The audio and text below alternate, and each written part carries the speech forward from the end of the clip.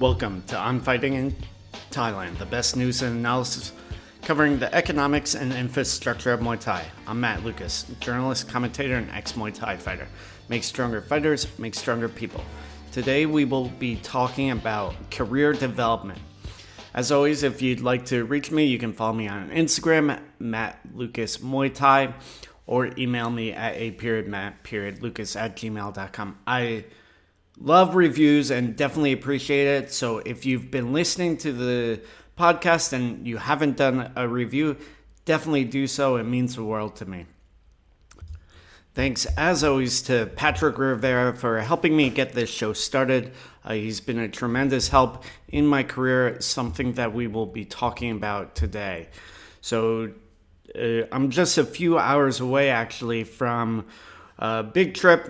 I'm taking Stamp over to the States on a seminar tour. We're going to 8 locations in, or 8 gyms in 7 locations.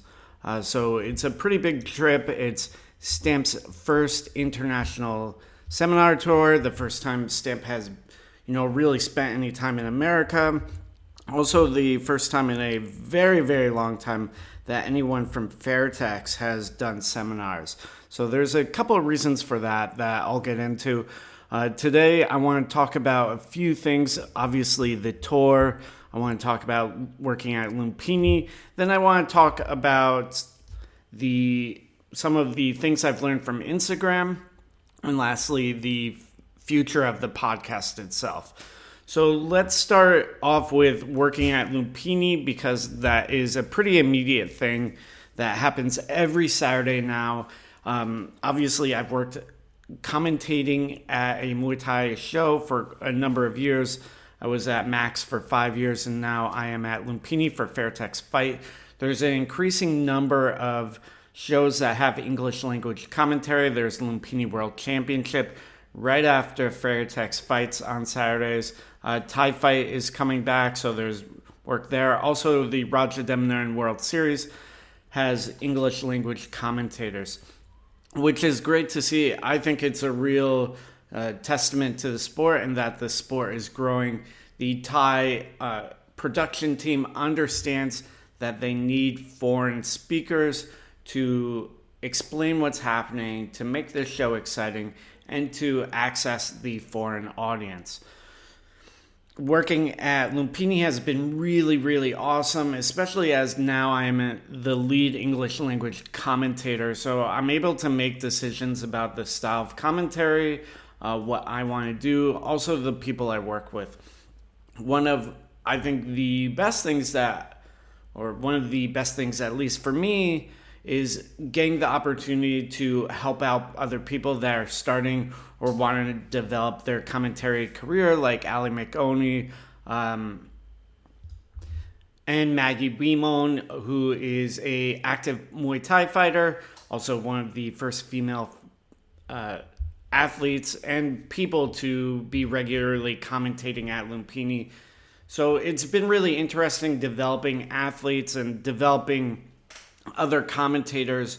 When I worked at Max, I was sort of thrown into it. I sort of learned from doing it over and over, and there was some real pros and cons to that.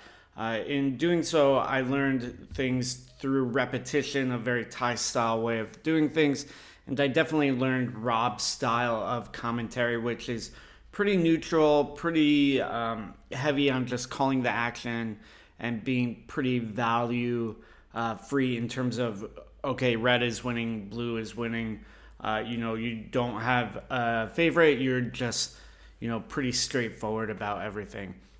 What I've done recently is I've done a few videos about how to commentate, what are different roles.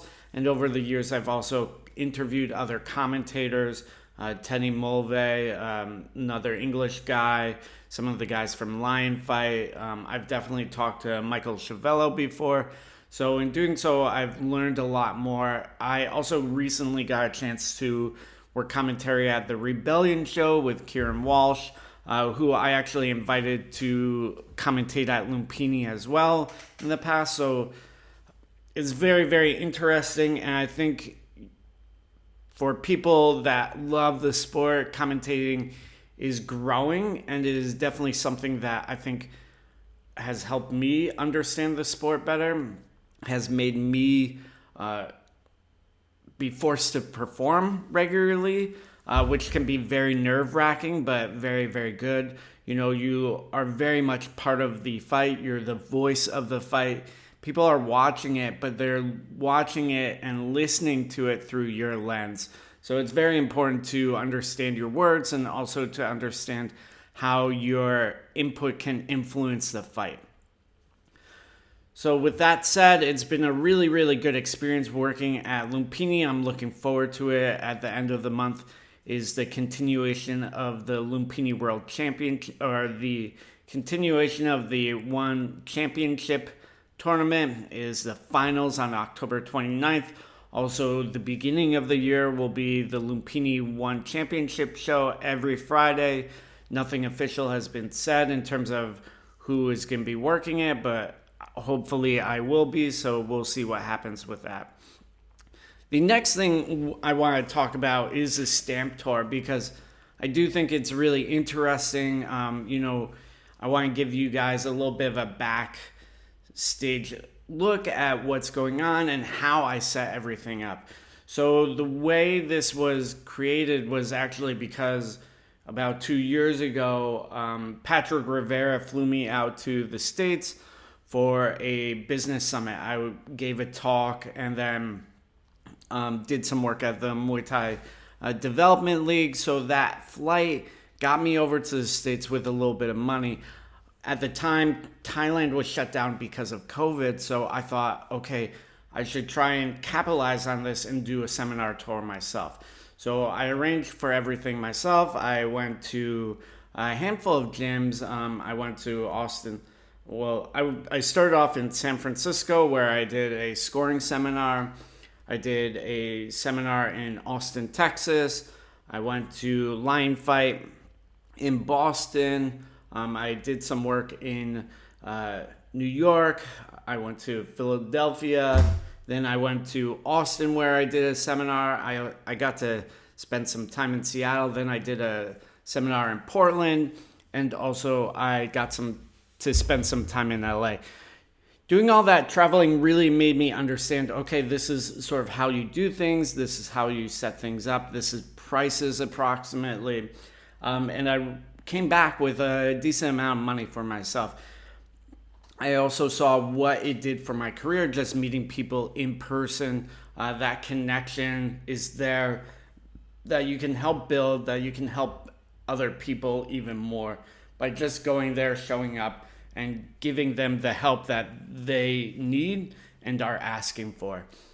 So I felt like, oh, this is a great opportunity for some of the Fairtex athletes. I was pushing for Stamp and Smilla to go. Smilla's fight schedule is a bit up in the air, but Stamp obviously just had a fight. It was a little bit nerve-wracking because the seminar was set up shortly before the fight. Usually most gyms need about 2 months, preferably even more, in terms of advertising, in terms of building hype to have the seminar. So I was at like 6 weeks, so I had to book things pretty quick. And Stamp had a fight, and I was pretty worried about the fight itself because, oh, if she gets injured, okay, the seminar might be called off. Then also if, she loses, what does that mean for the momentum of her career and the momentum in the seminars?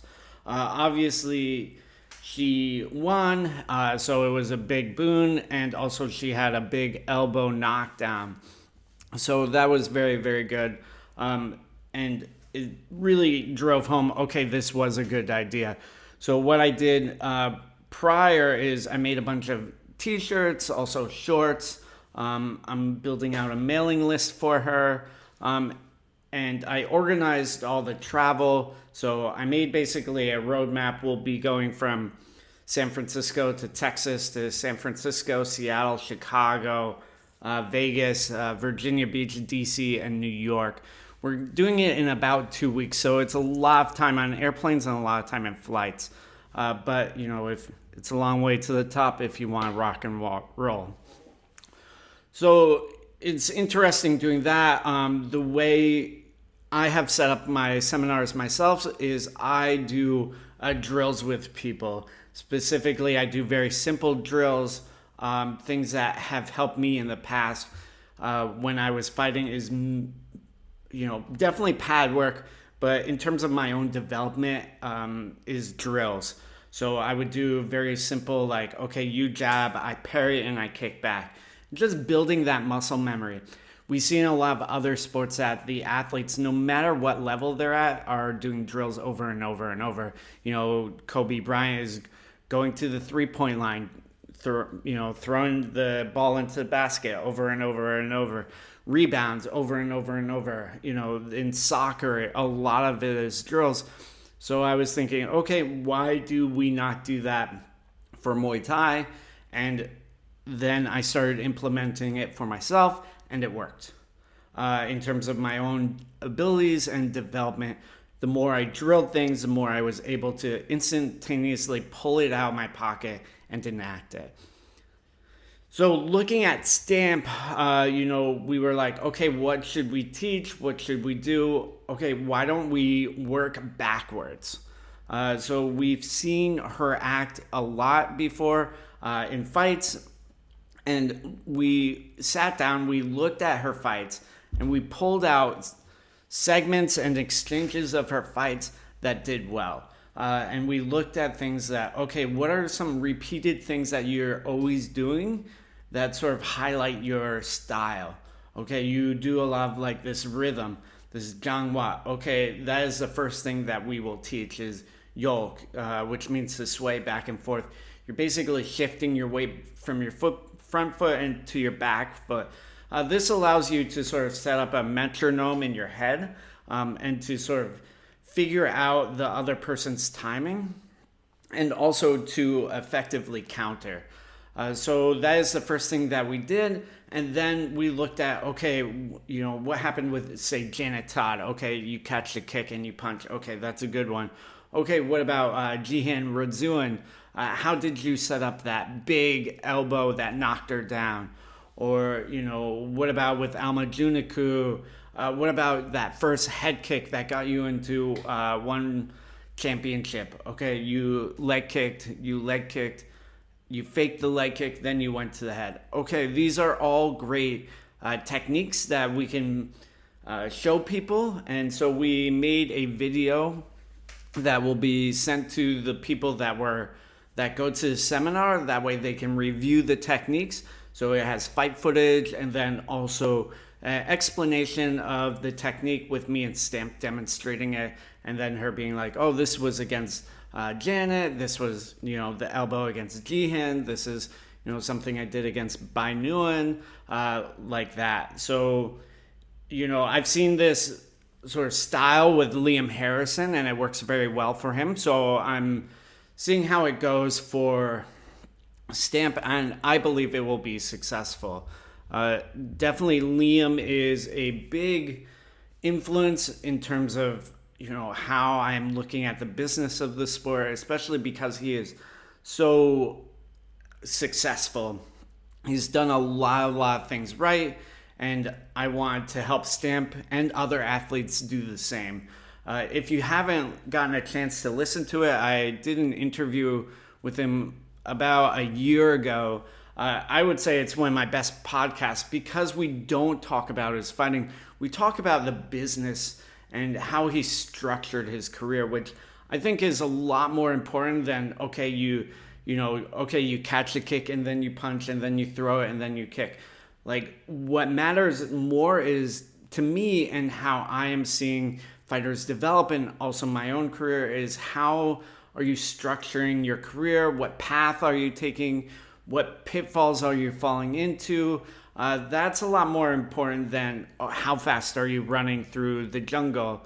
No matter how fast you can run, it doesn't matter if you're falling into, the quicksand. If you're getting tripped up, you're just not going to make it out of, the jungle alive.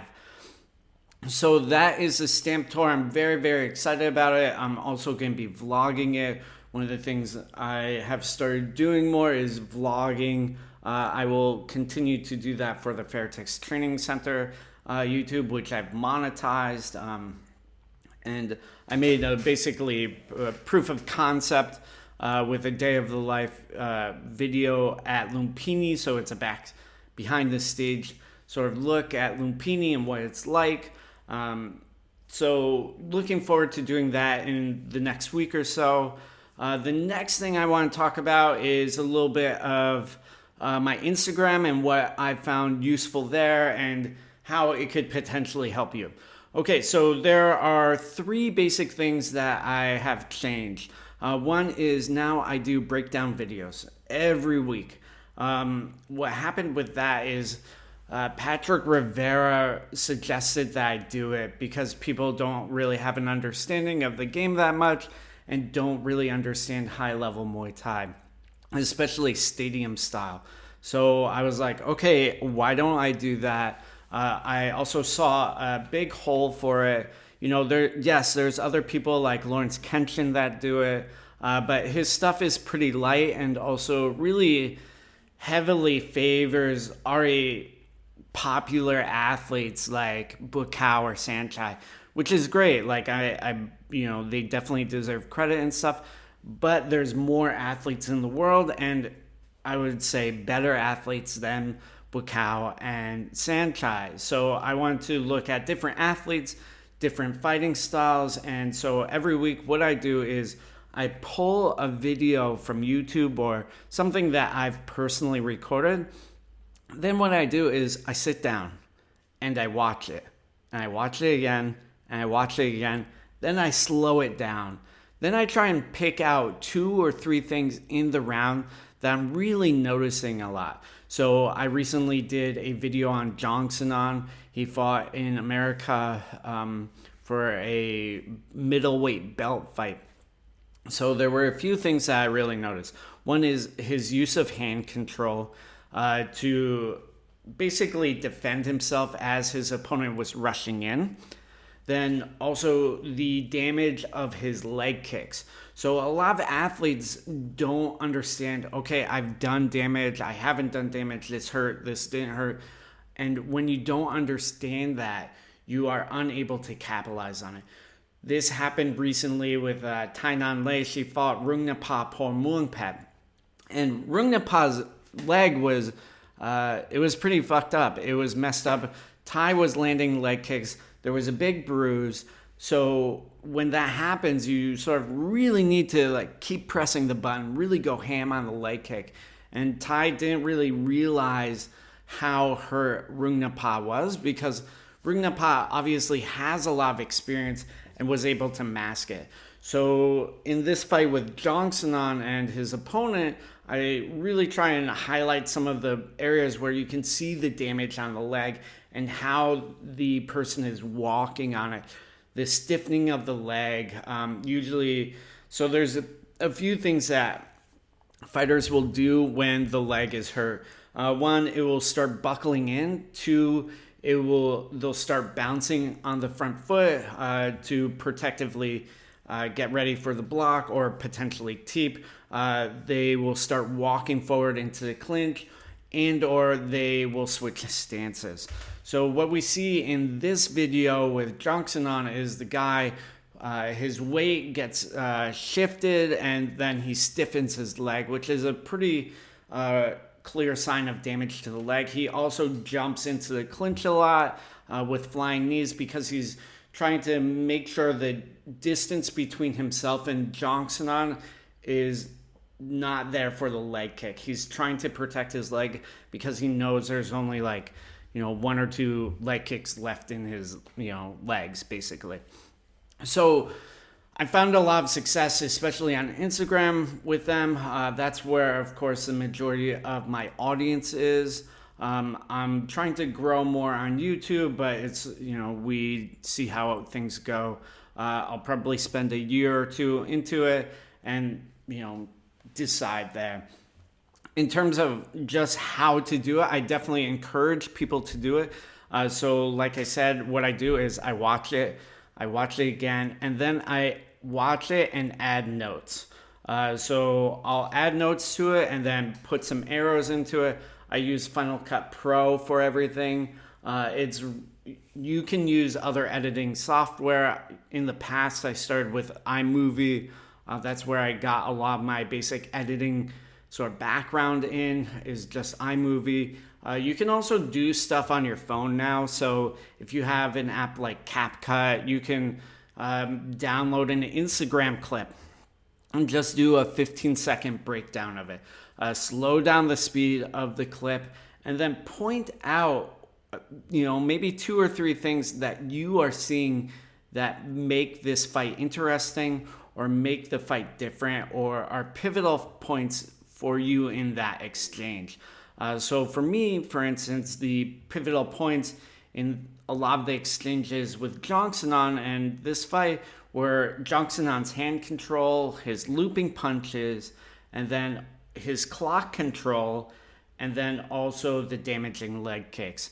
I've learned a lot from watching other coaches and online people like Barry Robinson, who does a lot of breakdowns. I've also looked at other things on YouTube to sort of get ideas from. I do think Barry is pretty smart, but he's also very pedantic and a bit abrasive with the way that he talks. And so, if you do look at him, take him with a grain of salt for sure. So definitely encourage people to do more breakdown videos. It worked for me. I think it will work for you. It has definitely developed my eye and understanding of the sport. Basically, doing film study. People like Mike Tyson are very, very well known for having sat down with Cus D'Amato and watched heaps and heaps of boxing and understanding the history of boxing.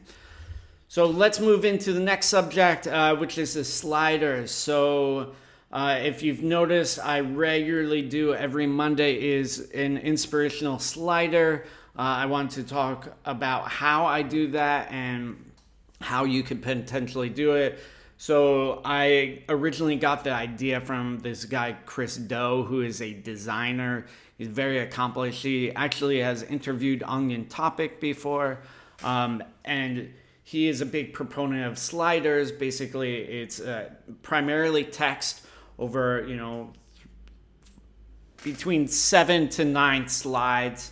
And each slide has a point to it. So I saw that. I wanted to try it out. I used an app called Canva to make it. I use the same format every time, so it's relatively simple. What I do is, as I'm reading and going about my day, someone will maybe say something and I'll be like, oh, that's a good idea. Oh, okay, Muay Thai is a game. Okay, that's a good thing to talk about. Muay Thai is not fair. That's a good thing to talk about. Development in Muay Thai. Let's look at some of the other things that I have talked about in the past. Just give me a hot second. Muay Thai is a game. Oh, success in Muay Thai. Retirement. People are being heroes. I did a very successful campaign with Rebellion Muay Thai, where it was Muay Thai is beautiful, which is a slogan of Rebellion Muay Thai. So that did well. Muay Thai being a performance, Muay Thai being risky, it being a game of systems, it being about money. So taking these big ideas basically and sort of expounding on them with each slide, really trying to hone in on primarily 1 or 2 points, and keeping the theme consistent, the writing consistent. So, and every time I do them, they get a lot of shares. So let's look at some of the metrics for, this is the Muay Thai is money, or there is money in Muay Thai. It reached 80,000 accounts, got shared 368 times, 1,152 saves, and 43 comments. Okay, the Muay Thai is a game of systems, reached 84,000 accounts, sent to 400 6 people, 1,536 saves, and 28 comments. So each time I'm getting a lot of feedback on them, so they're doing well. I will continue to do them. It sort of broadens out my reach a lot and exposes me to new people. I think it's good for the sport. I think it's good for the people that read it. I get a lot of shares on Instagram about it, and it seems to really resonate with people. So I will continue, and I would suggest if you are interested in that, you should do something like it. Look up Chris Do. He has an Instagram carousels course, which I have not taken. I've basically taught myself. I do have a little bit of a copywriting and English background, but I don't think that will halt you too much from doing it. So definitely think about it. One other thing that I've done is I have switched the majority of the content on my Instagram from posts and sort of photos into doing face-on interviews. A lot of them are collaborations, and it just seems like a good way to spread the sport and sort of in some ways go back to what I was originally doing, which was photos of athletes with quotes and information about them. So I'm doing the same thing, but now I am doing video of them speaking. And they are performing well, so I will continue to do that, and we'll see how things go. The last thing that I wanted to talk about is the future of the podcast. So the podcast is about 4 years old. I've been doing it for some time. I haven't seen a ton of traction with it. My numbers are always about the same. I have had some people help me out with professional editing before, but that hasn't really moved the needle that much. I've started doing weekly news shows and putting it onto the podcast. The numbers for the news shows are not amazing, but I have consistently been doing this once or twice a month, in-depth interviews with people. So I do like it, and I have learned a lot. It is a little tiring, and I feel like at 4 years, I haven't seen like a ton of growth out of it. So I'm not necessarily sure, yay or nay, if I will continue with the podcast. I do think that I will probably continue because I want to put at least a year of work into doing the weekly news show. I have had people physically come up to me and tell me, oh, the news show is very good, it's very helpful. So I do think that is a good resource. It is relatively short, and while it does take me time to do, record and edit, I do think that it provides a lot of value, especially just highlighting things that are going on here in Thailand and around the world. There's not a lot of news shows in Muay Thai right now, so I think doing a 5 to 10 minute show every week is beneficial. Other sports definitely have these things. If more people come on board and start doing them, maybe I will stop doing it. But I do think it is a valuable resource for now. But we will also see what happens in the future. I will commit to continuing to do the weekly news for another at least 6 months, along with continuing to do the podcast. But long term, I'm not sure what the future is, yay or nay. So as always, if you like this content, definitely let me know. It definitely means the world to me to hear feedback, to listen to what you guys think. You can DM me, you can send me an email. Definitely interested in getting to know what you all want and need to understand about the sport. So this has been On Fighting in Thailand, the best news and analysis covering the economics and infrastructure of Muay Thai. I'm Matt Lucas, journalist, commentator, and ex-Muay Thai fighter. Make stronger fighters, make stronger people. See you soon.